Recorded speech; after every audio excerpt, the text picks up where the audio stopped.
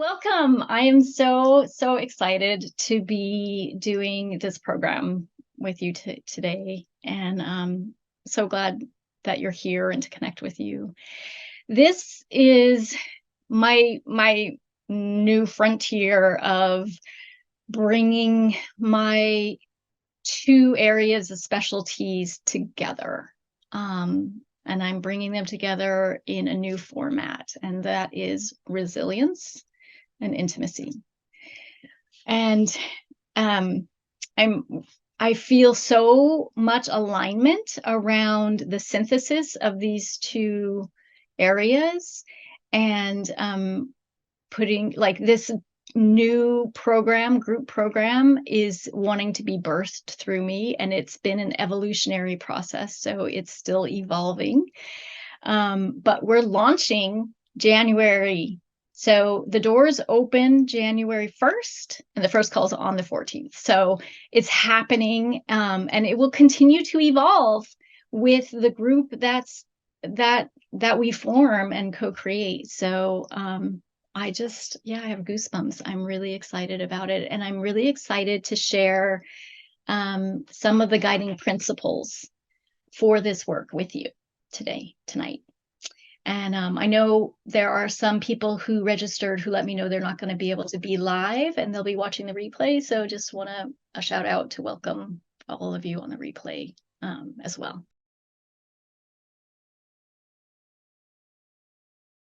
The question that is at the source of this birthing is, how do we create sustainable intimacy?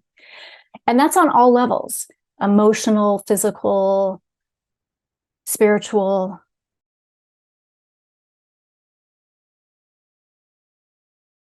The first question that comes up for me in answering that question is, what do we need individually in order to be available for intimacy, for real intimacy, for real authentic connection? And with all the work that I've been doing with resiliency and attachment repatterning and actually rewiring the brain and the nervous system out of fight, flight, or freeze, stress response, survival mode, into greater sense of safety and trust and embodied relaxation, and expanding our range of resilience, or our window of tolerance. That's the first answer that comes, is we need to have our nervous systems regulated in order to be available to really connect. And so there are tools that we can use to self-regulate. And there are tools and approaches and awarenesses that we can have to help others regulate, to co-regulate with others.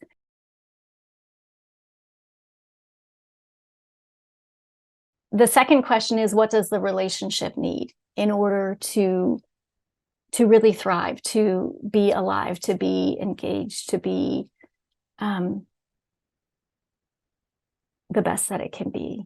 And that's where these 9 guiding principles evolved out of, answering that question.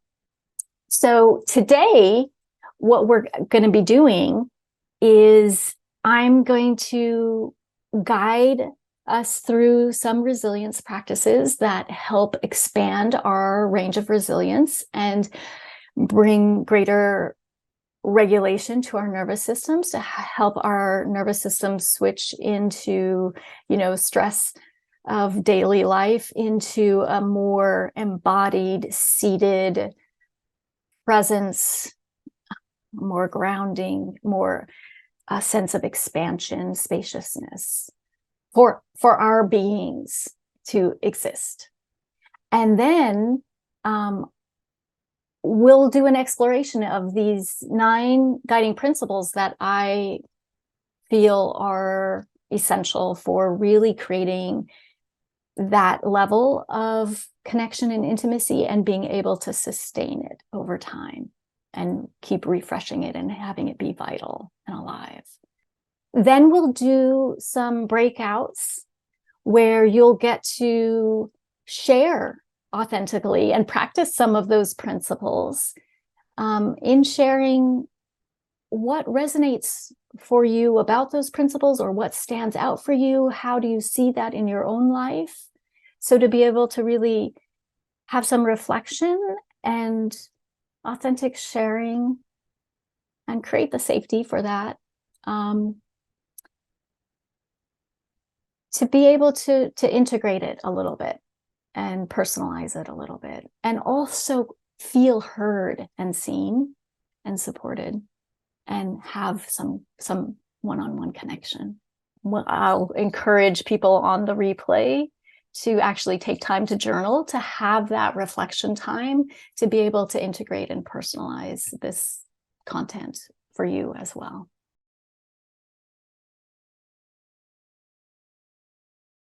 The thing that's fascinating about these practices is that, well, many practices have been around for thousands, millennia in ancient cultures.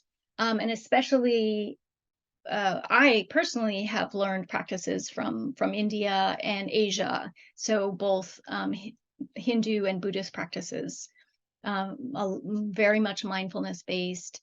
And these practices, with all the research that's been done in the last, modern day, there's been so much evidence, scientific proof of the efficacy of these ancient practices.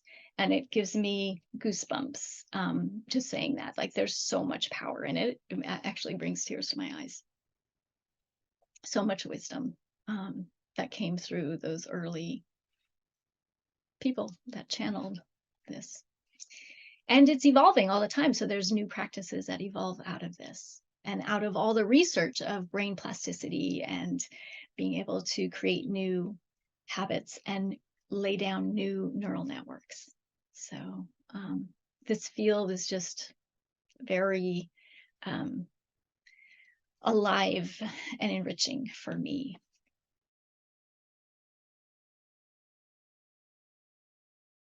Super. So I invite you to close or lower your eyes if that's comfortable, just to bring your attention inward. And feel your sits bones in contact with your chair or whatever you're sitting on. And just allow your attention to take in the felt sense of support between your bottom, the backs of your legs, and the support beneath you.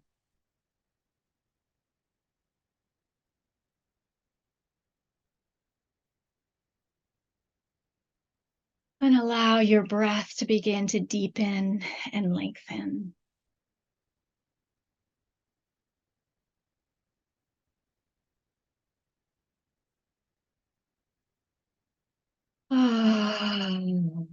You may allow sound on the exhales if that feels good to you, sigh or a hum, just to help you feel your body. Mm.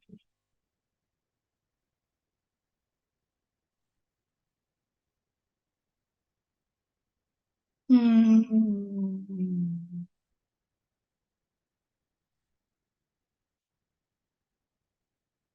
Mm. Just, if you are humming, noticing that vibration, that resonance.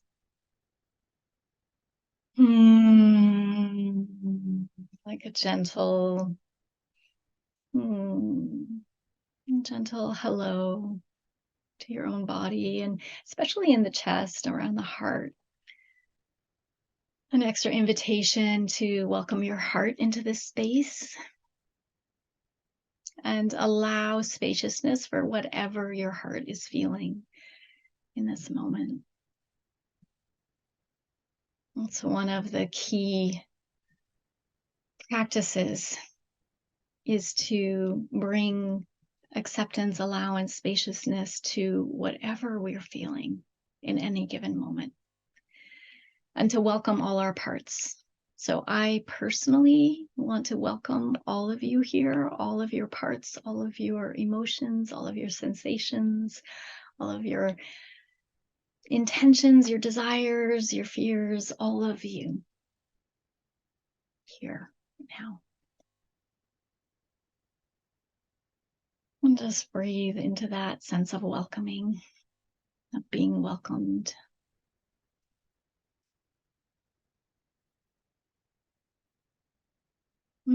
See if you can take in that sense of being welcomed, even 1% more into your body.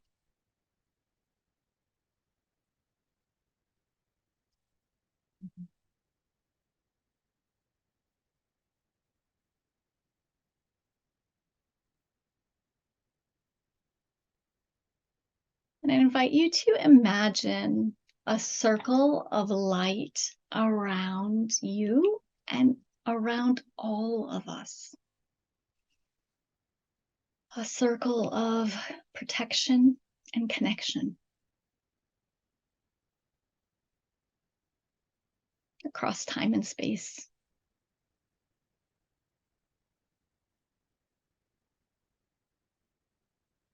Energetic connection and protection. A field of light uniting us in this moment. And creating just a bit more sense of containment and safety for our nervous systems, for us to arrive maybe even a little more fully. Allowing your breath to continue to flow with ease. Allowing your eyes to relax back in their sockets as if they're just resting easily in a hammock on a tropical beach. Allowing the muscles around the eyes to relax. Allowing the facial muscles around the mouth as well to relax. The tongue to relax back in the mouth. Releasing the need to have a presentable face. Allowing you just to be as you are in this moment. And our eyes are closed, so just allowing that. And maybe at the end of this whole guided process, we can experiment with allowing that as well at times while our eyes are open with each other. And then I invite you to breathe all the way down into your sits bones and relax your anus. Allow your anus to just relax. If there's any tension there, sometimes we hold tension in our sphincters, our eyes, our mouth, our anus, as a way of protecting, feeling, a sense of protection. And so if you feel comfortable, just inviting a little more relaxation and release. Also in the belly, allowing a bit more release. You might invite your belly to expand on the inhales. And draw towards the navel on the exhales. This encourages the breath to drop all the way into the lower lobes of the lungs. And what this signals to the nervous system is that we are safe. When we are in danger, we breathe very shallowly and quickly, or hold our breath and hardly breathe at all. And when we allow our breath to deepen all the way into the lower lobes and release our belly, allow our belly to expand, this signals that, to the nervous system, I'm safe. I can switch out of hypervigilance and into rest and repose, rest and digest. And when you allow sound on the exhale, This is even more of a signal to your nervous system that you are safe. It activates the vagus nerve, which is the only nerve that runs outside of our spinal column down through our whole core of our bodies.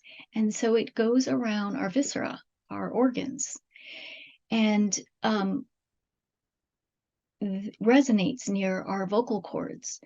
It signals to all of our inner organs, I'm safe.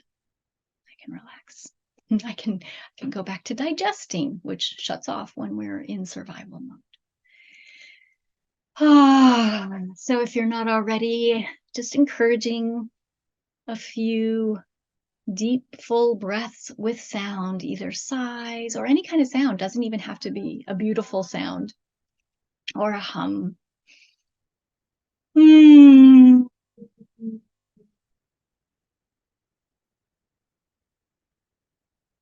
Ah.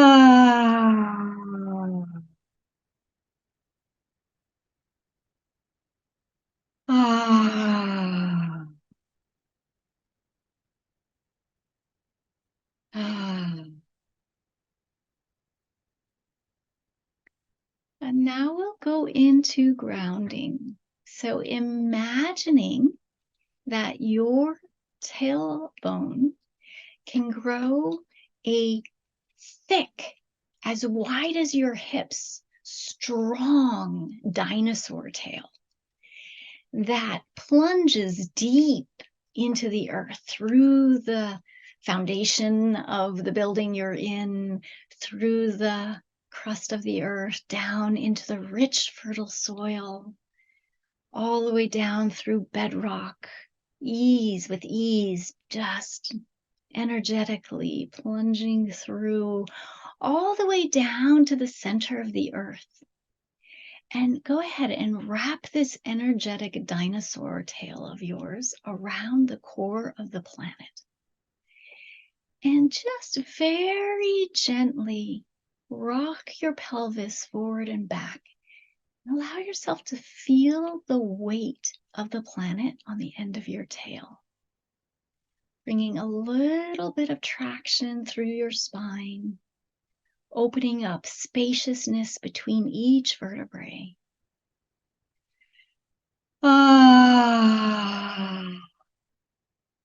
And at the same time, this strong dinosaur tail of yours is rooted to the center of the earth. Imagine that there's a helium balloon attached to the crown of your head, effortlessly floating your head up towards the heavens. And again, this opens up space throughout your whole spinal column, allowing your nervous system to flow, the signals of your nervous system to flow with greater ease, your energy channels to open up, your energy to flow, your blood flowing, innervating your whole body, every cell, allowing the depth of your breath and that fresh oxygen coming all the way down into the lower lobes of your lungs to be delivered through your veins, your capillaries, all the way to every cell to bring fresh oxygen and energy and nutrients. And for all of the waste to be released from the cells so that they rejuvenate and become energized and work most efficiently. And allow that waste to be released through your exhale. And any energies that no longer serve you, you can also release with your exhale and send to the earth to compost into an endless supply of nourishing, life-supporting energy that you receive through your breath, that you exchange with the plants, and that you receive this nourishing energy from the earth through your tail and up that grounding cord of your tail, like a bubbling spring into your pelvis, into your pelvic bowl, and down your legs to your feet, and all the way up through your core, through your central channel to the crown of your head. You can give it a color if you're visual, whatever color feels most nourishing to you in this moment. This bubbling spring of nourishing earth energy, of safety, of unconditional love, of unconditional support. She's here supporting us with her magnetic force, her gravitational field, so we don't fly off into outer space. And allow this bubbling spring of energy to rise up all the way through your core, out the crown of your head, and fountain around you, and cleanse your whole auric field. Cleanse and revitalize your whole auric field, and then soak back into the earth. So there's this endless stream of nourishing energy coming up through your grounding cord, through your entire body, down your arms, to your hands and your fingers, out your crown, out your hands, out your palms, out your soles of your feet, and filling and cleansing every cell of your body and your entire energetic field.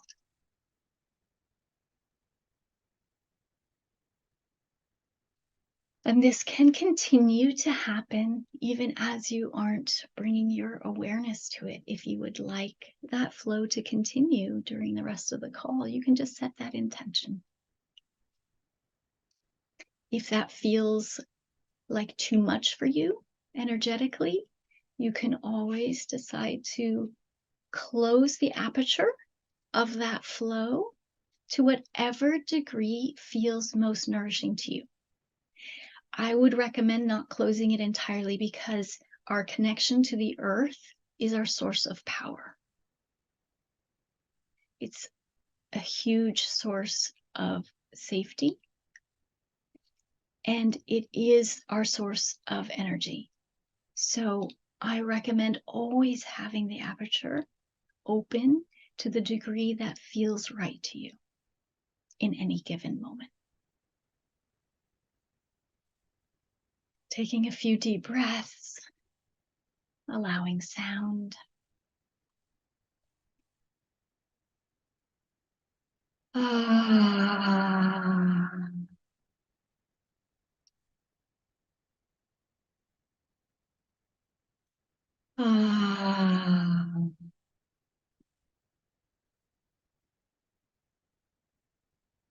I have so many more resilience practices that I would love to share with you, but it feels like that's the right amount for right now.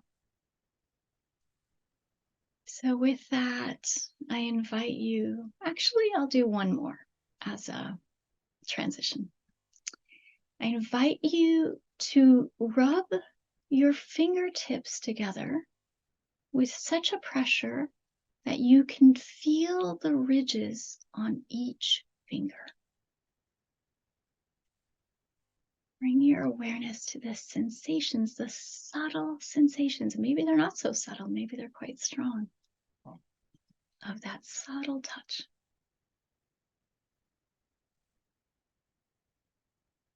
And then I invite you to bring your hands anywhere on your body that feels nourishing to you right now. Your heart, your face, or anywhere else on your body. Touch is so important. Nourishing touch is an essential nutrient for thriving. And self-touch is uniquely, powerfully self-connecting. So self-connection is at the root of all other connection. And self-touch can help amplify that, can bring us back into our bodies, into the present moment, into connection with ourselves and sense of self. So I invite you to take another 60 seconds to caress your body anywhere you would like, to feel yourself, feel the boundary of your body. This is a practice I do every morning when I wake up before I get out of bed. And it's a very powerful practice for me, self-connection. Start my day. And then when you're ready, you can gently open your eyes and come back into the room. Take a deep breath. And you can come into your own room and just observe the space around you, if that's a good transition for you. And then you can come into the Zoom room and just see the other community members here with you right now. And let's take a communal breath together. Taking a deep inhale and releasing.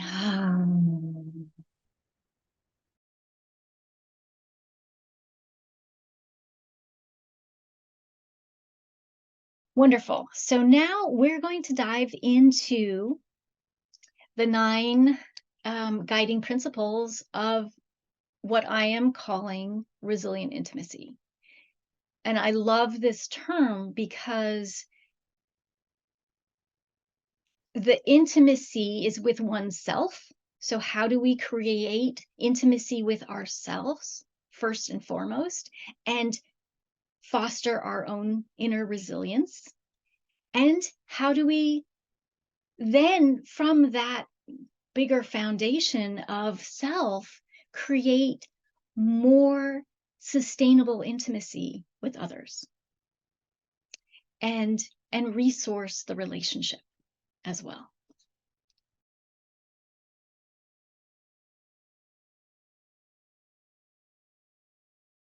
Being present in our bodies brings us back, right? Present in our bodies, it brings us back to the present moment. And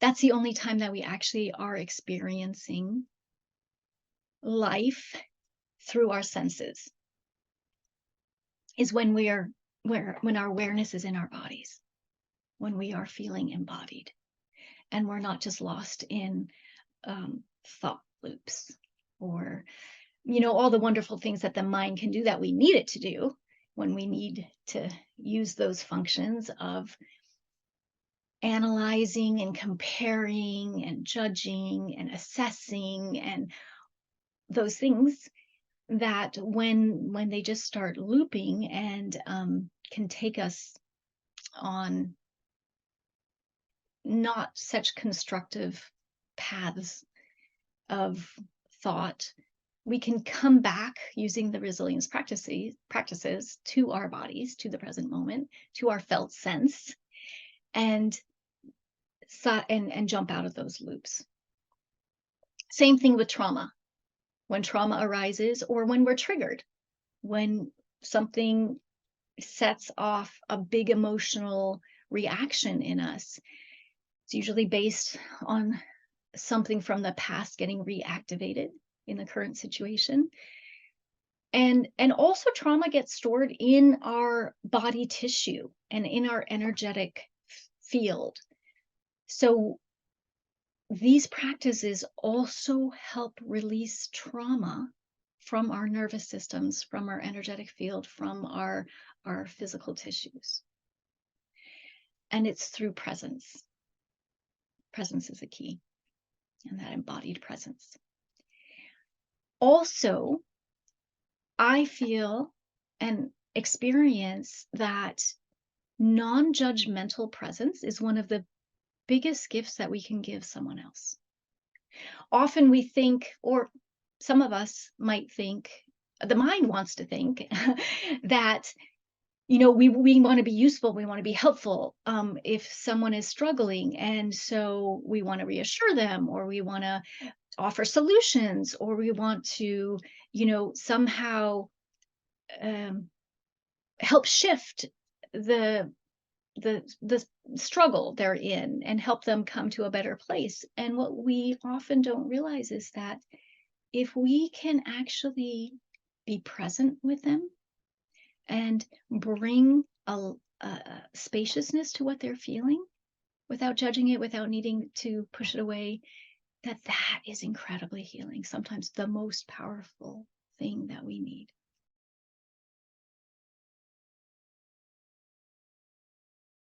So the second principle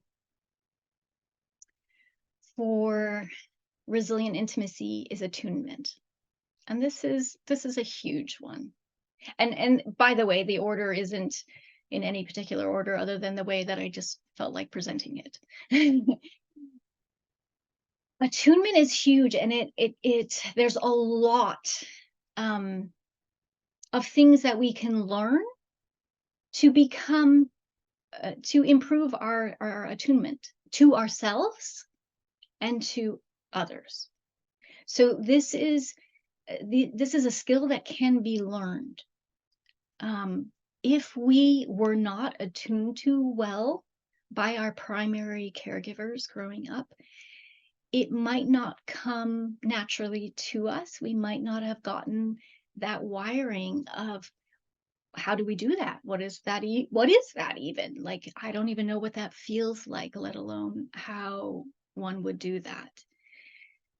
So I'm just going to share right now some of the signals of attunement. And attunement is like, I'm really present with you. I'm aware of you. I'm aware of your state. I'm aware of your needs, and I'm responding. Um, and growing up, we need a certain level of attunement for us to feel safe and for us to develop. And there's different stages of development where there are different needs that are primary in terms of our emotional, psychological development. When they're not met well enough, then we develop strategies to try to get our needs met, and we end up developing an attachment adaptation. When they're met well enough, then we develop a secure sense of self, and of a feeling of being comfortable in our own skin, and that we feel comfortable being on our own, and we know that people will be there for us and we will be there for others, and there's this ease and flow in the dance of connection, and coming and coming and going, coming in and out of connection. So some of the signals, and it doesn't and I'm saying enough, it doesn't have to be 100%, it doesn't have to be perfect, and no one's perfect, we're all human. So our parents were human and they did the best they could with the resources they had. And if they didn't have much from their parents or from their environment, then they were at a handicap as well. And and if you're a parent, know that you can be human and make mistakes, and your kids can still turn out okay. So some of the signals are a warmth in the eyes, in the gaze, a welcoming, a settledness in so if I'm attuning to you, for example, a settledness in my own nervous system. And through mirror neurons, your nervous system begins to, this is the co-regulation, begins to settle as well. The tone of voice, a soft, nurturing tone of voice, not a harsh voice. The volume, not loud or piercing. The tempo of speech, not too fast and shooting fire. And yeah, so not alarming, right? Settling.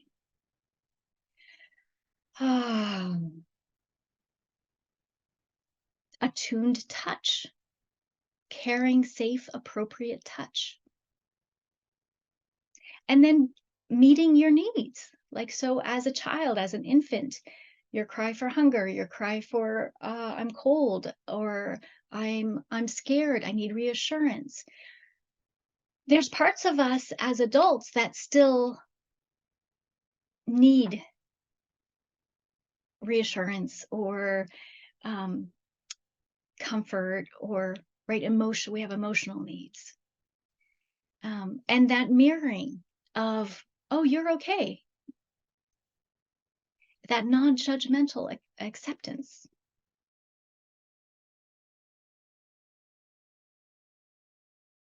Allowance is the next principle, because it flows from what we're talking about, bringing that sense of acceptance. We all all of us humans have a need to feel loved and accepted.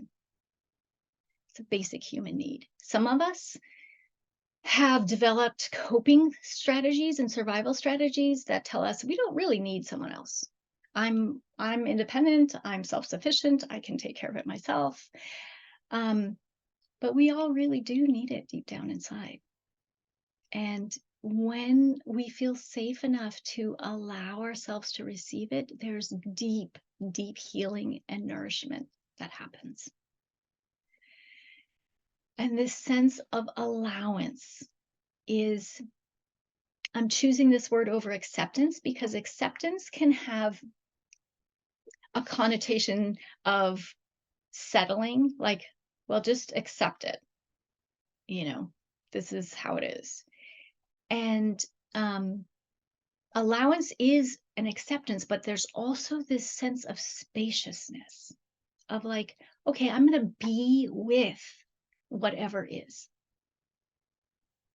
and allow it to be as it is without needing to judge it as right or wrong or good or bad, without needing to push it away.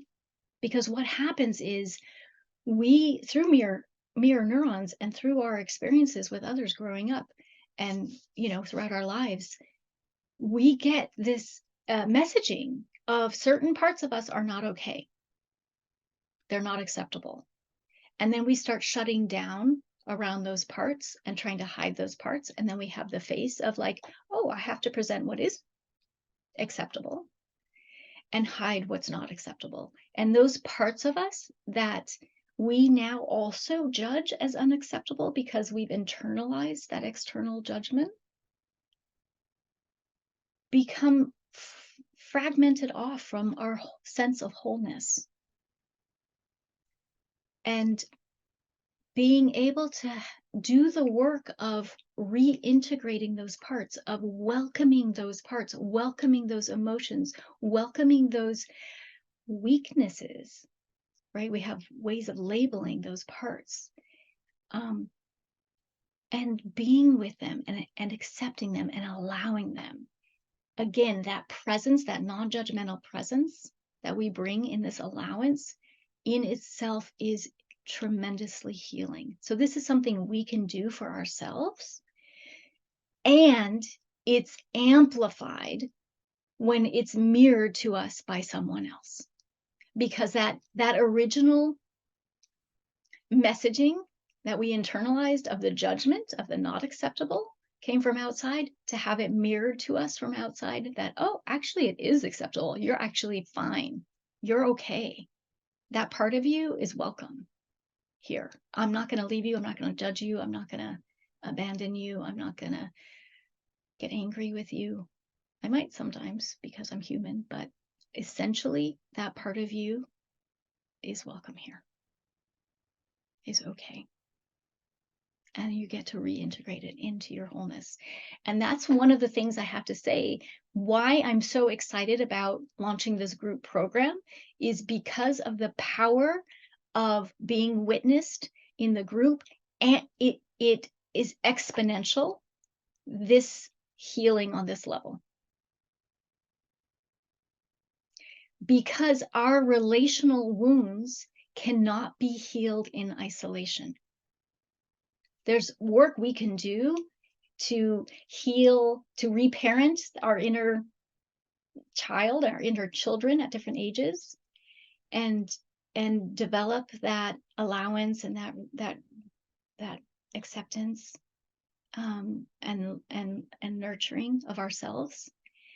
And it is so potent to receive that from others. One-on-one is really potent, but when you have the exponential power of the group, there's something really unique about that you can't get elsewhere. So that's one of the things I'm really excited about. Okay. Let's take a deep breath. It's a lot of me talking, so let's just come back into our bodies for a moment, take a few breaths, let out some sound, let this kind of land in you as it does. Just notice, take a moment to be present with yourself and notice what sensations are arising in your body.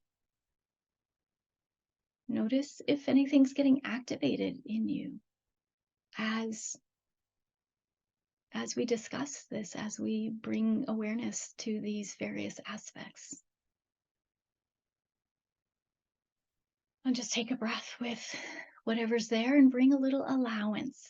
Just practice a little allowance with yourself of whatever is present for you. Just noticing it, not judging it, giving it a little spaciousness to be here, allowing yourself to feel whatever it is you're feeling. And continue to breathe.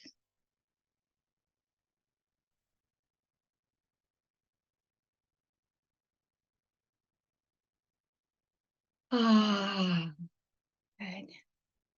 And that's an ongoing practice.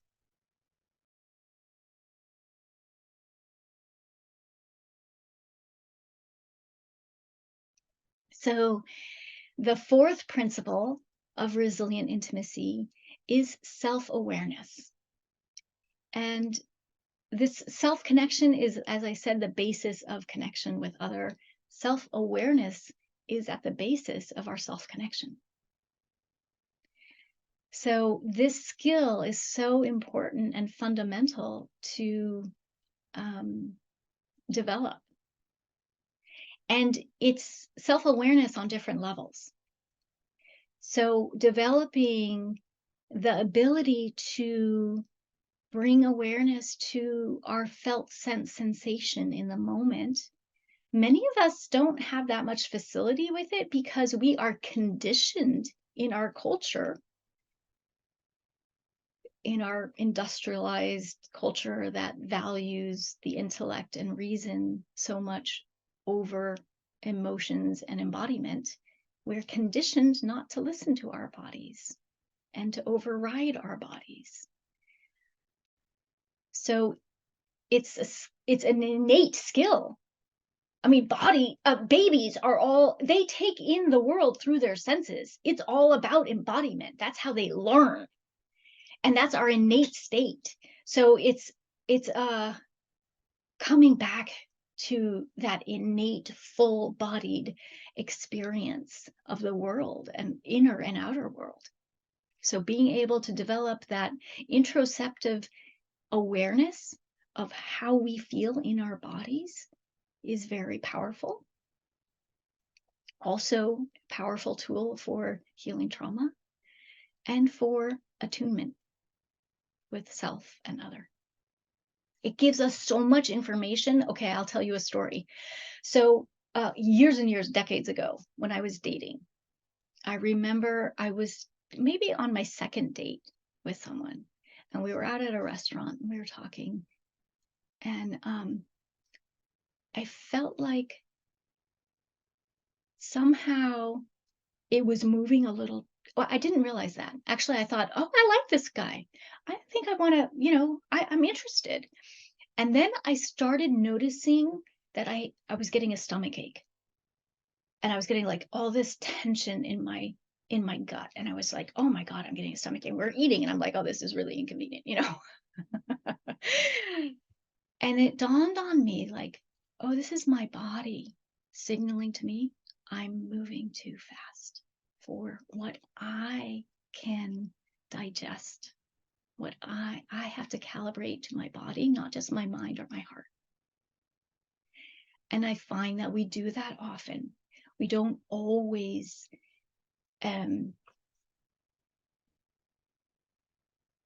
listen to all the parts of ourselves, but we want it to be in integrity with ourselves. We have to develop that self-awareness on all those levels. So there's our mind. What do we think we want?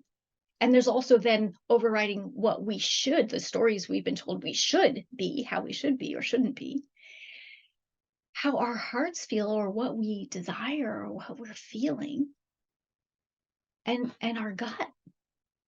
Like, what's our instinctual knowing? And what is our body telling us? The body holds so much wisdom. So developing that awareness is really potent. Then there's the aspect of self-awareness in relationship of like, what do we even want? Like, how do we communicate what we want or where our boundaries are with someone else if we're not aware of it ourselves? And I feel that this is also often the case. We don't even have that sense of awareness. Like, how many people, this is true for you as well, that I might not even know what I'm feeling or what I want in the moment, let alone have the language to communicate it or the know-how of how to communicate it in a way that increases the odds of it being received positively, and being honored or being, just respected. Like, even, oh, I can't meet that need, but I respect that you have that need. Right. So the self-awareness of developing that and practicing. Yeah, I experience that a lot, not knowing what I want. Yeah. And so that's something that in the group we'll have the opportunity to practice, communicate, like tuning into ourselves. And what is it? What is it that I want around this? Or what is it that I'm feeling about this? And be able to share authentically and be able to practice communicating.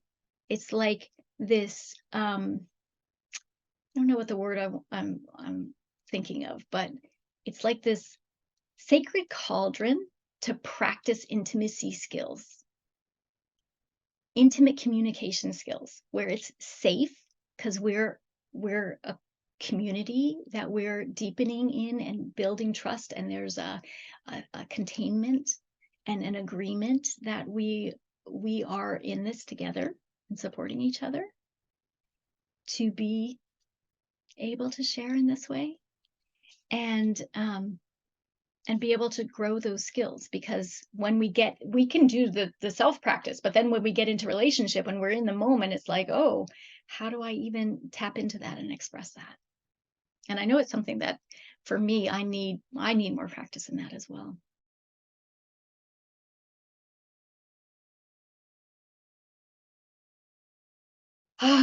So when we have enough sense of self, and we've developed some self-awareness and self-attunement and and we're practicing that allowance of ourselves as we build more sense of safety and trust in ourselves. And if we're having that in community or in relationship with others at the same time, it's exponentially building that sense of trust and safety to do that and confidence. Then allows us to be able to show up more authentically, to take the mask off and be real. And this is the fifth principle of resilient intimacy, is what I call transparency. Transparency to me is, I love this term because it it it's more, it includes authenticity and realness and honesty, but it's more than just honesty. I mean, you can be honest about the things you share, but transparency is this willingness to let you see me and feel me. Intimacy, that's the root of intimacy. That's what deepens intimacy. Into me, you see, I'm letting you see me, feel me. I'm allowing you into my inner world. And it does take a sense of trust and safety to do that around the parts of ourselves that we feel really vulnerable about, especially the parts that have been shamed or made wrong in the past. And so in our sacred cauldron, we have the opportunity to be able to share transparently and be attuned to and be given allowance and feel some healing and feel a sense of connection and maybe even some more wholeness. So let's take a breath and breathe that in.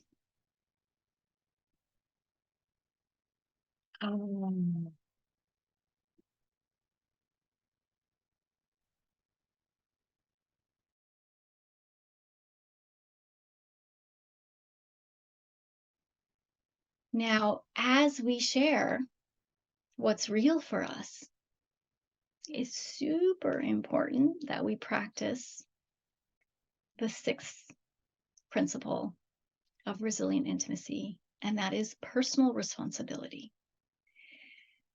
So this means I'm not going to just be like, oh, now I'm aware that I'm feeling angry. So I'm going to be transparent and tell you I'm really pissed off right now and just spew on you.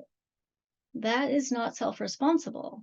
And that isn't bringing presence and attunement to see if the other person is available to receive. So being able to own what's mine, and maybe I can communicate it in a way that doesn't blame. So it's not blaming or shaming anyone else for my experience or for their experience, right? And that's not blaming them for my experience. It's not shaming them for their experience. But I can say, I notice I'm feeling really triggered. I'm feeling really angry right now. And maybe I need a little time to do a little self-regulation so that I don't want to put that on you, but I want you to know this is how I'm feeling right now. And I will come back to talk to you about it so we can clear it up. Right. So there's ways of working with it. Where you can be responsible about owning what's yours, and especially having that understanding, like when we get triggered, no one's perfect and we're going to make mistakes, right? We are human and we get triggered, and we have, like, there's times with my partner where I just start talking in a bitchy voice because I'm anxious, I'm hangry. If I'm hungry, it just kind of sets me off. It has nothing to do with him. Or I might be reacting to something that he said or a tone of voice that he used. And it's just this automatic, like, well, up go my defenses, up go my, like, well, then blah, blah, blah, and to be able to have the tools and the resources within ourselves and in the relationship, the agreements, to be able to use the tools to be like, oh, I think I'm triggered, or it sounds like you're triggered. And we have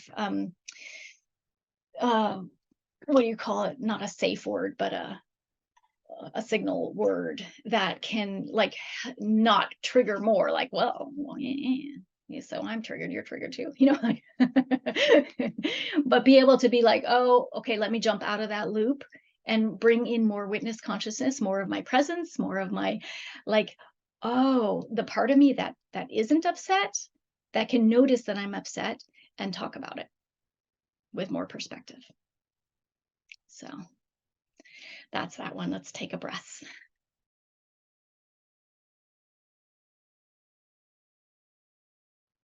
The next principle is also a really, I mean, they're all powerful, but I love this one because what it does is if there is a trigger, this one can help us approach it from a different perspective.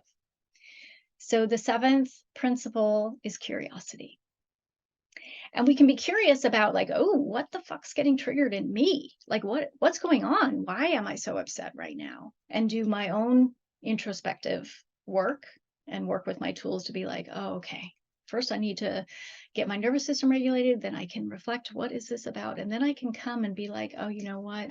I realized that when you said that, it triggered this actually core wound in me from my childhood, and be able to talk about it in a way that generates the eighth principle, which is compassion.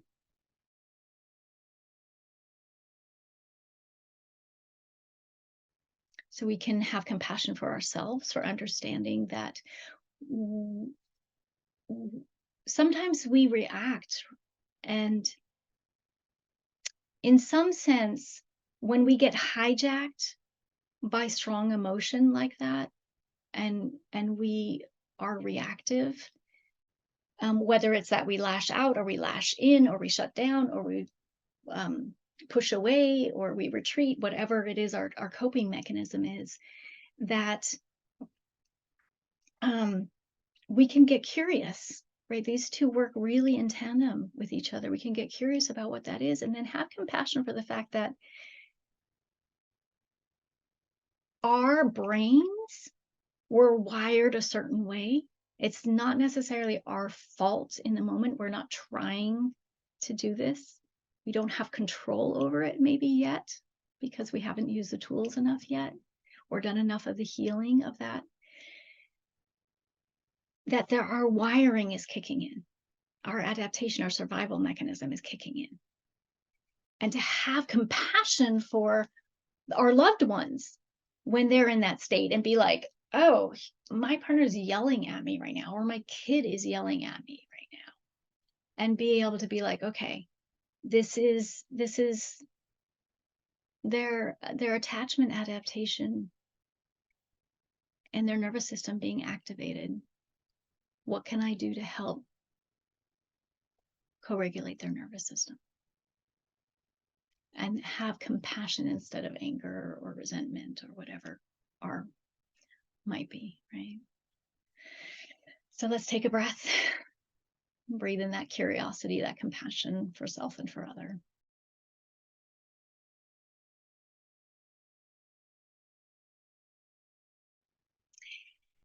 And the ninth principle of resilient intimacy is affection. So as I spoke about before, attuned touch is a basic human need.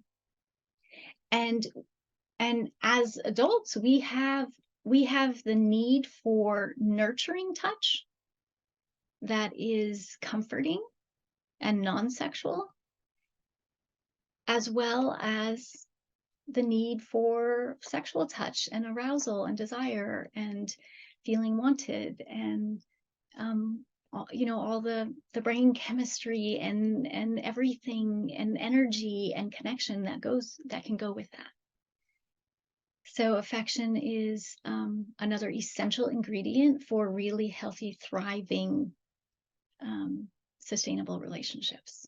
And in my intimacy coaching work with couples, I do a lot of work with what often there's a mismatch in sexual desire and arousal in the couple. And so I have a lot of tools and practices and games and experiments to and rituals to bring in to create more resonance between the two energetically, to help open the hearts and create more safety emotionally, and to bring in more sensual nourishment as a step separate from sexual. So to really differentiate between, they're on a spectrum and they can intermingle, but to be able to really have a container for, let's experiment with sensual nourishment, because usually both people are getting starved for sensual nourishment when the sex isn't in alignment. And so starting there to like actually start watering the roots of the plant of the intimacy, of the physical intimacy, and discovering and feeling safer, because that's also a way of feeling safe in our bodies. And then having the communication skills to be able to communicate about sex, which a lot, it can have a lot of landmines. So to be able to actually communicate directly about sex, and then do these experiments, and then learn practices to bring more presence, more attunement, more consciousness into our touch and into our lovemaking, and bring that whole tantric element into our physical connection.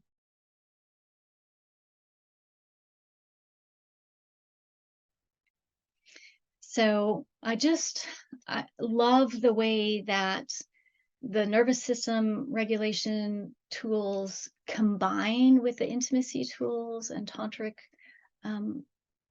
practices and awarenesses to create such a rich, vibrant, alive, evolving culture, in which the intimacy can continue to evolve as we change, as our bodies change, our hormone levels change, our needs change, different life stages, injury, like, right, there's so many factors. And to be able to have this culture that can support that growth and evolution and shifts, and really continue to reinvent what's alive and nourishing.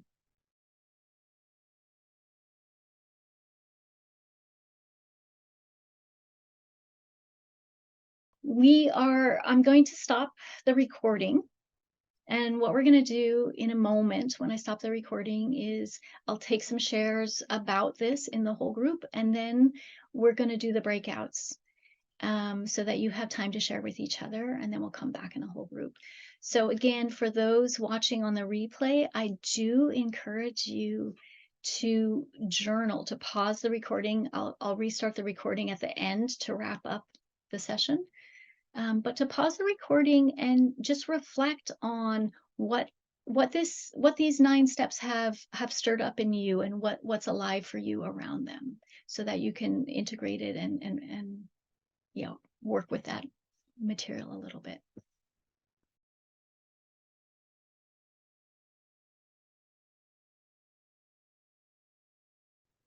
Okay, so we're back from the personal shares and the group shares, and oh, it was so cool to share with the group what is the opportunity to continue to explore this rich terrain with me starting in January. It's been, I think I mentioned this before, I'm not sure if the recording was on or not, but this has been wanting to be birthed through me for actually a number of years, and it just hadn't really crystallized or come into focus. It's been evolving what it is that wants to be birthed. And I tend to really like to respond to a need and provide that. And I've been feeling the need for this, but it's just in the last month that all the pieces felt like they really dropped into alignment, and like, oh, this is what it is. This is what's wanting to be had, to be birthed, and to be engaged in. And so that's so let me describe it. So it's going to be a membership. It's a monthly membership. The doors don't open until January 1st. But I'll tell you how you can get involved before then, after I describe what it is. And January 14th, we have our first call, and it will be monthly 2-hour long calls, which will include starting with practicing some resilience practices together, because that's the foundation for everything, I believe. And then it will be shaped a bit by the group. It's going to be a bit of an evolution, how it develops. I have the idea of what wants to be birthed, but the reality will be more of a co-creation, I think. But my idea right now is, what's coming through is to then maybe explore a small topic or a tool around intimacy, and then do breakouts where you have that opportunity to, and it'll be longer breakouts, so you really, and more structured, so you have the opportunity to really delve into the material, with that interaction, and deepen the connections with other members of the group, of the tribe, of the community, um, over time, and practice the skills and the tools in live time. And then I'm hoping that, we'll see how it evolves, but I'm really hoping that we have time. That's why I want to do it for 2 hours and do like just a small tool, so that we have more time for the interactive things, to be able to offer group coaching. So, because, like I mentioned before, there is something so powerful about being held in that larger container, which it'll be a closed container. That's the other thing. I'll be opening the doors periodically and then closing them, so that we create that safe container where we know each other and we are deepening together.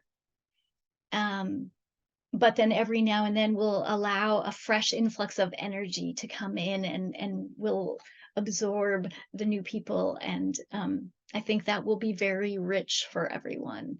So while the doors are closed, we'll have this container, and to be able to, as we're developing that sense of safety with each other, be able to see ourselves in another as they're being coached, can bring so much to our own process and our own growth. So that's the vision. And all the members will have access to a course portal, where you will have a growing, library of a toolbox of these resilience tools, intimacy tools, whatever tools we bring to the live calls. You'll have recordings of them individually, so that you can access them and be guided anytime you need them throughout the month. And I know that I need that. I've recorded some of these for myself, just so that I can be guided, because when you're in a state, you need someone else to guide you. Sometimes you can't access it yourself. So you'll have that. We will not be obviously recording the breakouts, but we'll record the coaching, as long as the coachee is comfortable with it. And I'm hoping that most people will be, because there's so much benefit to the community for that. So hopefully there'll be enough sense of safety that then we'll have a growing archive of coaching calls, so that even as people enter later in the membership, they'll be able to access past coaching calls, past resilience tools, intimacy tools. The price, I really want to make this accessible. And this is something new that is being birthed. So, and I want that sense of co-creation as I'm bringing it into the world. So I'm offering a very special, whoever joins in January will be the founding members. And you will have lifetime access to a very special founding member price of only $30 a month. And as long as your membership is active, no matter how much the price for the membership goes up in the future, you are locked into that. So that's just I feel moved to do that because I want this to be birthed and to come into fruition. So, and I want people who, I'm only putting it out to my community right now. So people who want to co-create that with me, be a part of that. So the invitation right now, you'll have an invitation in January to join the membership, but the invitation right now, the step you can take right now is to join the wait list. There's a special wait list for people who are interested in learning more and potentially joining the membership. And as an extra incentive bonus, anyone who joins the wait list for, oh, by the way, I haven't even mentioned the name. Well, the name of the membership is the Resilient Intimacy Tribe, because I feel like that's what we're doing. You know, in tribal cultures, we weren't in isolation.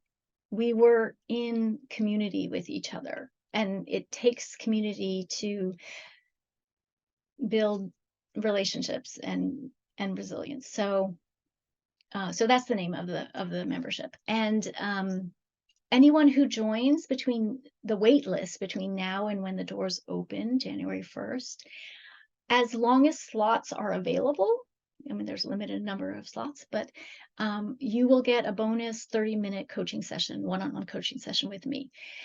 And I'm doing that for two reasons. One is I want to gift that to the people who are coming in and helping me birth as a baby. And two, I you'll get an extra something for it, but I also will be able to feel where you're at and what you're most wanting support with, so that that can help me shape the first few months of the program, so that I'm really meeting the needs of those who are here in it.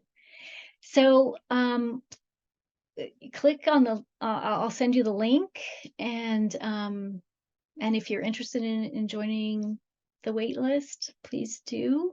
I look forward to having a session with you if you do that before January. And please shoot me an email and let me know if you're interested in joining the group. If this feels resonant for you, I would love to hear. And also you can tell me, you can email me also what's most up for you around this that would feel most supportive, so that I can start shaping the first months. Thank you so much. Lots of love.